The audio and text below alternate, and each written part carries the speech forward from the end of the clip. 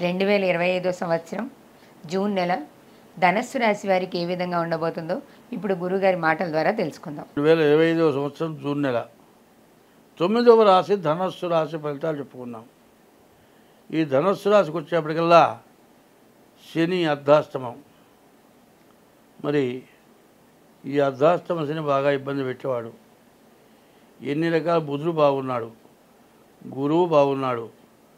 బుధ గురువులు బాగున్నా కూడా శని మాత్రం ఈ అర్ధాష్టమ శని ప్రాణకంటకుడు. ప్రాణం తీసినంత పని చేస్తాడు. ఎట్లా ఉంటుందంటే ఇంగ్లీష్ ముళ్ళు అంటారు పల్లెటూళ్ళలో, బాగా పొడుగ్గా ఉంటాయి. ఆ ముళ్ళు గుచ్చుకుంటుంది, వెంటనే లాగేస్తారు. లాగేసినా కూడా ఆ ముళ్ళుకి చివర చిన్న కొసలాగా ఉంటుంది. ఈ లాగే లోపల కొస లోపల ఇరుక్కుంటుంది. ఉన్న విషం మొత్తం దాంట్లోనే ఉంటుంది. దీనివల్ల ఆన అంటారు, ఆన తయారవుతుంది. ఈ ఆన తయారయ్యి ఆపరేషన్ చేసినా పోదు. కొన్ని టైముల్లో ఆ ముళ్ళు గుచ్చుకుంటే ఆపరేషన్ చేయాల్సి వస్తుంది. ఇవి ఇంగ్లీష్ చెట్లు అంటారు. ఇవి ఎవరు విత్తనం ఎక్కర్లా, అవి తెగ పెరుగుతున్నాయి.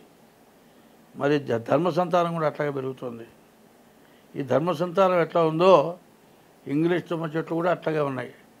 స్థలం కూడా ఇక్కడ వారేస్తే మాత్రం ఒక చెట్టు పెరిగిందంటే లోపలికి అడుగు పెట్టలేం. అట్లాంటి పరిస్థితి వస్తుంది. ఈ రాశికి ఈ అర్ధాష్టమ శని చిన్న ముళ్ళుతోనైనా సరే ప్రాణం తీసేంత పని చేస్తుంది. ఇక కాలు అడుగు పెట్టడానికి వీల్లేదు. నాకు కూడా ఒకప్పుడు ఆన వచ్చింది అట్లాగే. కాలు కుంటుకుంటూ నడిచేవాడిని. అట్లాంటి పరిస్థితిలో కడుపులో మండింది. ఆ బాధ పడలేక 7 బ్లేడ్లు తెచ్చి బ్లేడ్ పెట్టేశా. కళ్ళు మూసుకుని కసక్కుని నొక్కా. అంతలా గడ్డలాగా బయటకు వచ్చేసింది. రక్త వారసవుతుంది. నాకు బాగా తెలిసిన డాక్టర్ వెళ్ళా. డాక్టర్ గారు ఏదో తెగిందండి అన్న. తెగిందండి, మందులు వెళ్ళేపో అన్నాడు.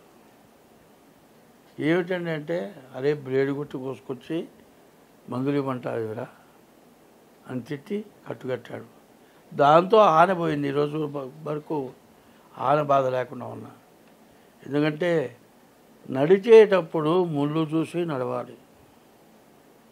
ప్రవర్తించేటప్పుడు రేపు పొద్దునొచ్చేటువంటి సమస్య గురించి ఆలోచించాల్సిన అవసరం ఉంది. ఇంగ్లీష్ తుమ్మ చెట్లు ఎట్లా మొలిచినాయో ధర్మ సంతానం అట్లా మొలుస్తుంది. ఈ ధర్మ సంతానం వల్ల చాలా నష్టాలు జరుగుతున్నాయి. కాబట్టి ఈ అర్ధాష్టమ శని వల్ల చాలా బాధలు ఉన్నాయి. గురువు విద్య బాగుంది, వ్యాపారం బాగుంటుంది. ఎన్ని బాగున్నా కూడా అర్ధాష్టమ శని మాత్రం పూర్తిగా నష్టకారకుడు. అది మాత్రం గుర్తుపెట్టుకోండి. ప్రతివాడు కూడా 100 నోవులు వచ్చిందిట, ఒక్క రంకు చేసిందిట. 100 నోవులు మొత్తం పోయినాయి. కాబట్టి ధర్మానికి ధర్మో రక్షతి రక్షిత అనుంది. ధర్మాన్ని నువ్వు రక్షిస్తే నిన్ను ధర్మం రక్షిస్తుంది. కాబట్టి ఈ రాశివాడు ఎంత జాగ్రత్తగా ఉంటే అంత మంచిది. స్వస్తి. ధన్యవాదాలు గురుగారు.